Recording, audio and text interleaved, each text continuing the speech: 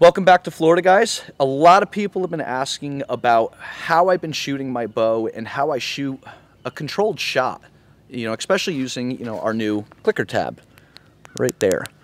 So to start off, a controlled shot is, to me, is when I draw my bow, I am anchored, I'm settled, I'm cool, calm, collected, I'm making conscious decisions on who, what, when, where, and how I'm going to release that arrow.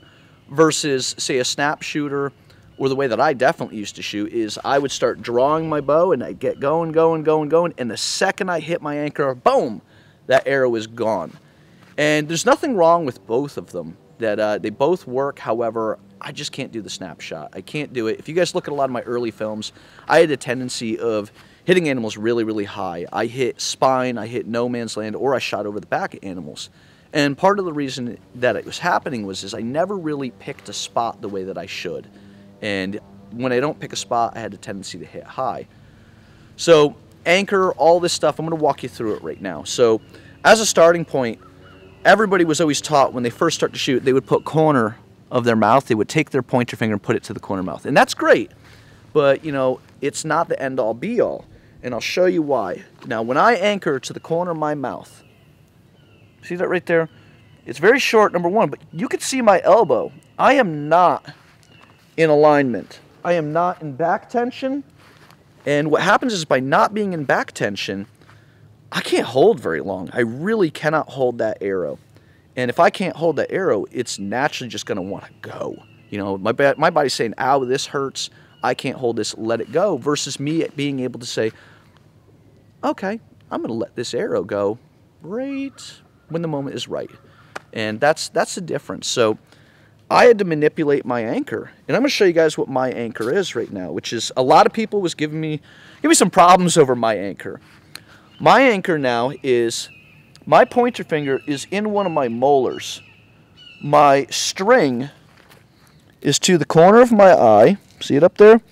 And feather is midway on my nose. But notice something. I am holding a 45-pound at 27-inch bow, and I am solid. I'm very, very comfortable. Notice the alignment, too. That's why I'm solid and comfortable, because I am in true back tension. My body, by drawing to that certain point, has put all of that weight and all of that stress into the strongest part of my back. And I've got an anchor point here, I've got an anchor point here, and I've got an anchor point here. You can't beat that. That's a solid, repeatable anchor versus when I was in right here, just a little bit of movement goes a long way on that string. I couldn't do it. So the anchor being like that, the other reason why I do that too is, let me show you again. So I'm going to come to full draw. Because I'm completely solid, I have the time to make conscious decisions. And when I say a conscious decision, I mean a shooting sequence. Steps that you're going to use to not just get through the shot and get to the point of releasing the arrow, but steps to help you self-diagnose what you did wrong before and how to correct things and how to learn how to do new things. So I'm going to walk you through my shooting sequence real quick. So my shooting sequence is, I've already got my bow arm up. I'm ready to rock. There's a pig in front of me. And this is exactly how I shoot. There's a pig right there. When is a good time to draw on a pig? They are moving so fast that 1 minute he's this way, then he's this way, then he's this way. There's never a good time to draw on a pig. And if I try to draw on a pig when he's just broadside, by the time I'm back and trying to get through my sequence, forget it. He's already turned. It's all over the place. And I'm going to try to snap shoot him then. And I'm going to try to time it. That doesn't work. So I just say, commit. There's a pig there. I'm going to kill this pig. He ain't broadside. I don't care because I got time. I'm just going to commit. I'm going to draw my bow. Okay, so he's just chilling there. I'm going to settle in. I'm settled in. I'm comfortable. My elbows aligned. Everything is good. Settle in. I'm going to pick a spot. Oh, he's turned. I picked that spot. All right, here we go. Now, here we go is I'm going to kill this pig. I'm going to begin pulling through my shot. When I say pull through my shot, what I've done is I've got my finger, my thumb, the side of it, by the way. I use the side part of my cuticle, I guess you would call it, is laying on that clicker button. Now, my middle finger is closed. It is touching my thumb right there. And the reason why it's touching my thumb is I learned over the years that my collapse is not from my bow arm. It's not from my elbow, it's not from anything. My collapse is from my string hand. I would actually do this. I'm at full draw and I'm slowly opening my hand, and then all of a sudden the string falls out. It doesn't work. It just doesn't work. So I will close that hand on there. Now the reason for the clicker is, you guys shoot guns, most people do. How do you shoot a gun? How do you pull the trigger on the gun? You want to put your finger on it and slowly, slowly squeeze until that gun goes off, correct? So how do you slowly release an arrow? How do you do it so you don't know when it's going to go off? Just like a gun, you don't want to know when the gun's going to go off, but how do you do it with a bow? Because you're holding the tension. There's no trigger, there's no nothing. There is a trigger. There's a clicker. So this audible sound, vibration, whatever you want to use it as, that is going to signal when it's okay to release that arrow. So you're taking your mind out of it. You're allowing this to determine when that shot is going to happen. We don't know when it's going to click either. And the reason why we don't know it's going to click is I will go through all my sequence, I've got it to my face, and I say, okay, here we go. I'm going to kill this pig. Begin pulling. And I don't mean pull. You can't just pull to activate this. The activation is transferring more energy into my back. I will actually rotate my elbow around. And as I do that, my hand is pressed against my face. When I rotate around, it goes, ready? Click. It clicks as I rotate around. We don't know when it's going to happen or anything like that, so it's going to signal that shot. So here's my sequence again. I'm going to kill this pig. Commit. Settle in. Pick a spot. Yep, he's around. Pick that spot. Begin rotating around. Click. That signals my release. Now you see, I'm pretty solid. I'm talking during it, so I get a little bit of shake going on. But it puts my body in full alignment. Now here's the most important thing about a sequence. Let's just say I miss. I shoot over its back. What happened? Well, it was just a bad shot. No, it's not just a bad shot. Something went wrong. What did I do wrong? I walked myself through my steps again. Well, did I commit? Well, yeah, I did. Of course I did. I pulled the bow back. Did I settle in? Yeah, I settled in. I felt pretty good. Did I pick a spot? Oh, I didn't pick a spot. I hit high whenever I don't pick a spot. So you can go back after a shot. Every time I shoot an arrow, I will go back and say, did I do step 1? Did I do step 2? Did I do step 3? And self-diagnose my shot. And the reason why I want to self-diagnose is because we shoot alone a lot of the times. A lot of people don't watch what we shoot. You know, we shoot for fun. Allison will not tell me what I'm doing wrong.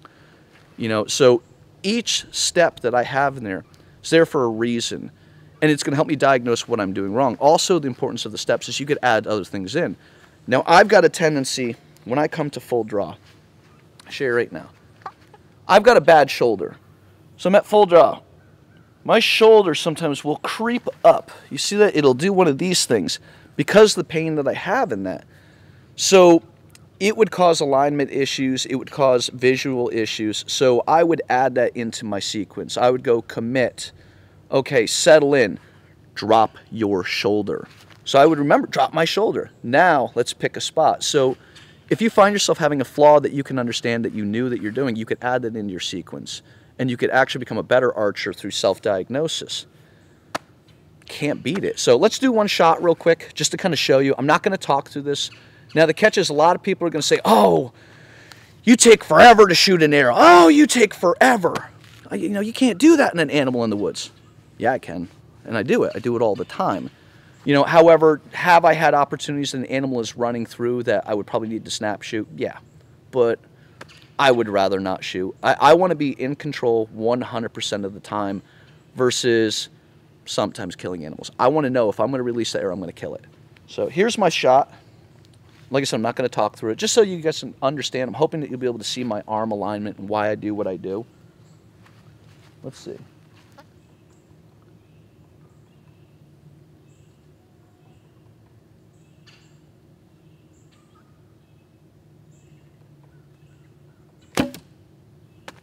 That's it.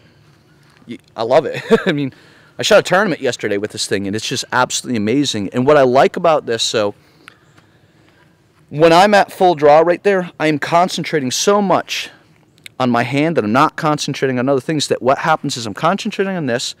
I know that I'm rotating that elbow around, putting me further into back tension, because that's the only way I can get it to activate, but also because I'm pulling through, pulling through, and I get to say click right there, my arm naturally comes straight back versus plieing out here, plieing down. Like, it's corrected so much issues in just my form alone. Now guys, these are available on omnivoresquivers.com. Don't judge this one. This is a original and it's pretty beat up. But they're on our website, omnivoresquivers.com. You guys have any questions, reach out to us. I want you guys to shoot better. Here's one of the most important things about shot control, target panic, all this other stuff, that if you're not having fun anymore, and you're out there and you're literally getting up to the target and just going like this, and you're going, why is this happening? Why is this happening? Do something about it, guys. I was that guy. I was the guy that literally would go to a 3D shoot and I was throwing my bow because I was so upset because I was so far out of control and not able to make a conscious decision. Get some help. Get some education. Pick up some tabs. Even if you only picked up one tiny piece of information from this video and added it into your shooting, it's going to help. And eventually you're going to get that whole puzzle put together. So thanks for watching, guys. Be sure to subscribe. We're on YouTube, Facebook, Instagram, all those goodies.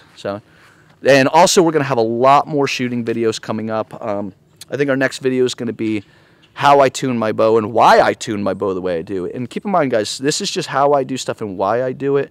It may not be the 100% perfect, but it's what works for me. And you can see it works. It definitely works. Thanks for watching, guys.